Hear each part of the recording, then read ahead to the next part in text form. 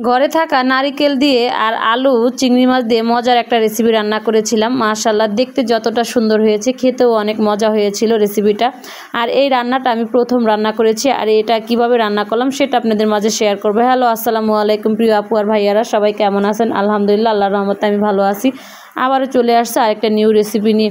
যাই হোক, আমি চলে যাই মেন ভিডিওতে। আমি চিংড়ি মাছগুলোকে আগেই কুটে ধুয়ে নিয়েছি আর নারিকেলগুলোকে বেটে নিয়েছি।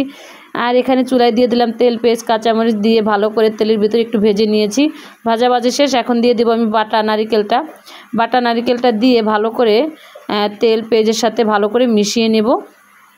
মিশিয়ে জালটা আমি একটু কমিয়ে দিব যেহেতু নিচে না লেগে যায়। আর মিশামিশি শেষ হয়ে গেলে আমি এটাকে একটু জালটা আঁচটা কমিয়ে দিয়ে আমি এখন সব ধরনের মশলাগুলোকে আগে একে একে দিয়ে দেব। আমি প্রথমে দিয়ে দিলাম হলুদ গুঁড়ো পরিমাণ মতো, আর দিয়ে দেব মরিচের গুঁড়ো, আর দিয়ে দেব স্বাদ মতো লবণ। দিয়ে ভালো করে মশলাটাকে নারিকেলের ভিতরে কষিয়ে নিব। আর এখানে আরেকটা কথা, আমি কিন্তু চিংড়ি মাছের সাথে আদা বাটা খাই না, এবং কি আদা জিরা বাটা এগুলো খাই না কখনো। রসুন বাটাও তেমন একটা আমরা খাই না। আমরা শুধু এখানে পেঁয়াজ ইউজ করেছি, আর নারিকেলটাই মেন মশলা এখানে। যাই হোক, মশলাটাকে ভালো করে কষাবেন, যেহেতু তেলের ভিতরে নারিকেলটা যত বেশি কষাবেন খেতে তত বেশি মজা হবে, ঠিক আছে। আর আমি এখানে আঁচটা কমিয়ে দিয়ে ভালো করে মশলাটাকে কষিয়ে নিয়েছি। আর যতক্ষণ পর্যন্ত তেলটা উপরে ভেসে আসবে ততক্ষণ পর্যন্ত আপনারা এখানে কষাতে থাকবেন। দেখেন আমার সুন্দর তেলটা উপরে ভেসে আসছে নারিকেল থেকে।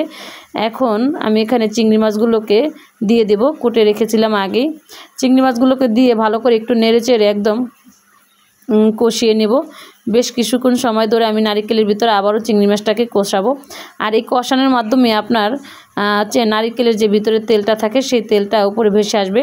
আর আমি এখানে আরও কিছু একটা অ্যাড করব, সেটা হলো 1 টুকরো দারচিনি, 2 টুকরো দারচিনি আর 2 টুকরো এলাচ, এই দুইটা দিয়ে দিলাম একটু গ্রানের জন্য। আর এটা দিলে খেতে খুব আরও বেশি মজা হয়, সুস্বাদু হয়। আর আমার এখানে মাছটা কষানো শেষ। এখন দিয়ে দিলাম পানি একটু পরিমাণ মতো, দিয়ে ভালো করে আবারও কষিয়ে নিয়েছি।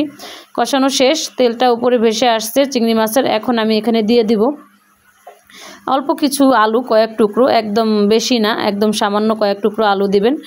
বেশি দিলে খেতে মজা লাগবে না নারিকেলটা এবং কি চিংড়ি মাছটা। আর আমার বাচ্চারা যেহেতু একটু আলু খেতে পছন্দ করে, আমাদের দেশে কিন্তু এটা শুধু নারিকেল দিয়েই রান্না করে চিংড়ি মাছটা। তো আমি আবার চিন্তা করলাম যেহেতু ঘরে বাচ্চারা আছে একটু আলু দিলে ভালো লাগবে খেতে, সেজন্য আমি আবার আলুও দিয়েছি।